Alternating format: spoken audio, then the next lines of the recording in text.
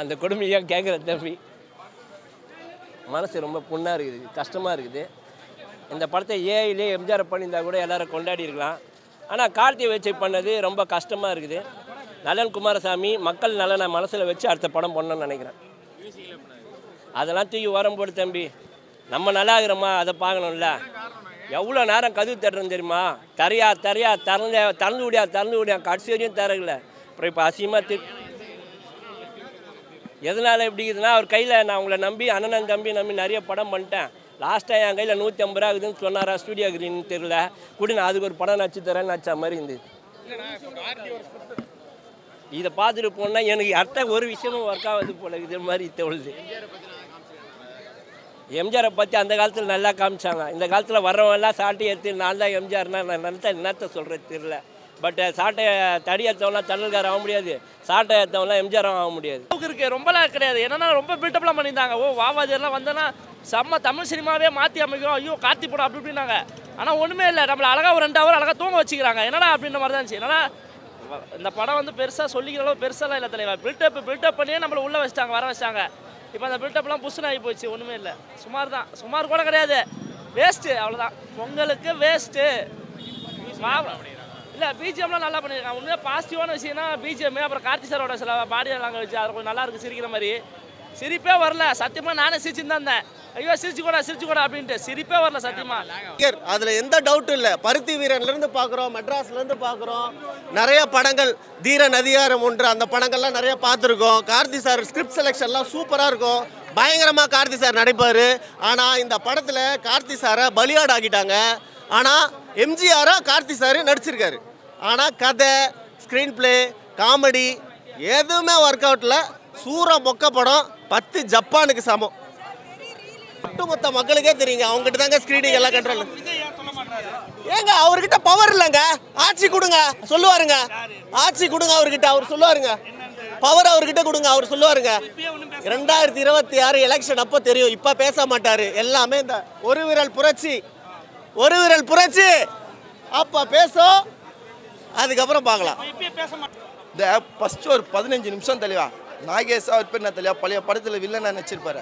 நம்பியார் நீ அப்பப்போ எடுத்து கொடுக்குற பேர் தெளிவா நம்பியார். அந்த நம்பியார் ஒரு 1/4 மணி நேரம் தெளிவா அவர் கார்த்திகை உடம்புல பூந்துட்டார். நம்பியார் பூந்தோடனே படம் என்னடா ரொம்ப வெறுப்பாக இருக்குது.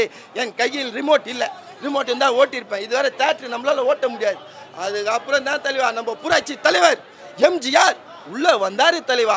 ஆட்டத்தை அதுக்கப்புறம் தான் காமிச்சா போல, ராஜாவின் பார்வை ராணியின் பக்கம் அப்படின்னு சொல்லி தேட்டரே அவர் பக்கத்தில் காமிச்சார் தலைவா. ஒவ்வொரு சீனும் ஒவ்வொரு காட்சும் எம்ஜிஆர் அப்படியே நேரில் பார்த்த போல இருக்குது தலைவா, நேரில் பார்த்த போல இருக்குது. அதே போல் 2026 ஒரு எம்ஜிஆர் வரணும், நம்மளுக்கெல்லாம் நல்லது செய்யணும். ஏன்னா அந்த காலத்தில் இருந்த எம்ஜிஆர் அது போல் யாராலையும் வர முடியல. இப்போ அது போல் முயற்சி பண்ணுறாங்க, யாராலையும் இருக்க முடியல.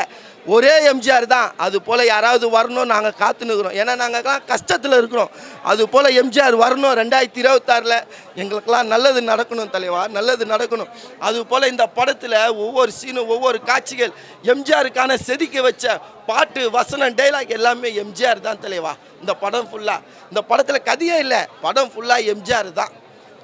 சொல்லு தலைவா என்னண்ணா, அதுதானே எம்ஜிஆர். நம்ம எப்படி எம்ஜிஆரை பார்த்தோமோ அதே போல் இருக்குண்ணே. ஒரு நடிப்பும் அவரோட மேனரிசம்லாம் அப்படி இருக்குண்ணே. எம்ஜிஆரை பார்த்த போலே அப்படியே இருக்குண்ணே. அழகாக நடிச்சிருக்காருண்ணே நம்ம கார்த்திகை. ஏன்னா சூர்யாவுக்கு மிஞ்சினவர் கிடையாது கார்த்தி. 2 பேருமே நடிப்பில் சிறந்தவருக்கு தான். இவரும் பார்த்தீங்கன்னா நானும் ஒரு எம்ஜிஆர் தான் நடித்து காத்துட்டா போல், அப்படியாப்பட்ட ஒரு நடிப்புண்ணே படத்தில். ஹீரோயினி என்னண்ணா சும்மா வந்தாங்க, ஒரு 2 கட்டி பிடிக்கிறது தானே ஹீரோயினி. ஹீரோயினிலாம் இதில் படத்தில் வேலை இல்லைன்னா எம்ஜிஆர் பெண்களை தொட மாட்டார். அது போல தான் இந்த படத்தில் அவர் லேடிஸே வேணாம், ஹீரோயினே வேணாம், நானே பார்த்துட்டா போல இந்த படம் ஃபுல்லாக.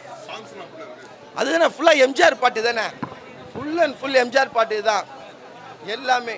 கடல் மேல் பிறக்க வைத்தான், பெண்களை கண்ணீரில் பிறக்க வைத்தான் அப்படின்னு ஒவ்வொரு பாட்டை போட்டு அழுக வைக்கிறாங்கன்னு இந்த படம் ஃபுல்லாக அழுக வைக்கிறாங்க.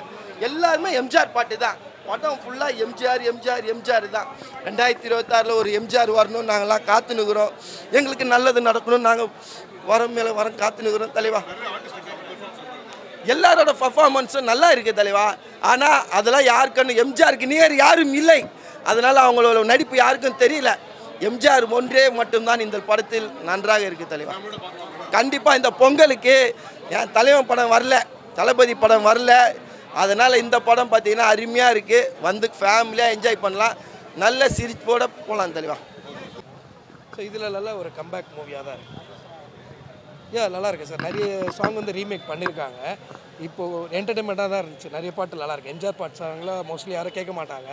இதில் கொஞ்சம் ரீமேக் பண்ணதுனால கொஞ்சம் நல்ல வைப்பாக தான் இருக்குது. படத்தோட ப்ளஸ் வந்து பார்த்திங்கன்னா இப்போ இருக்கிற ஜென்ரேஷனுக்கு யாருக்கும் எம்ஜிஆர் சார் அவ்வளோ தெரியாது. ஸோ எல்லோரும் வந்து இப்போ இருக்கிற ஜென்ரேஷன் இந்த படத்தை பார்த்துட்டு அவங்க இருக்கிற ஸ்டைல்ஸ் இப்போ நடிக்கிற வரவங்க இதை ஃபாலோ பண்ணுவாங்கன்னு இருக்குது. மைனஸ் வந்து பார்த்திங்கன்னா கொஞ்சம் லேகாக இருந்துச்சு. கொஞ்சம் அது மட்டும் கிளைமேக்ஸ் நல்லா இருந்துச்சு. ஃபேமிலி என்டர்டைன்மெண்ட் மூவி தான். உங்களுக்கு நல்ல ஒரு என்டர்டைன்மெண்ட் மூவி தான். நல்லா தான்.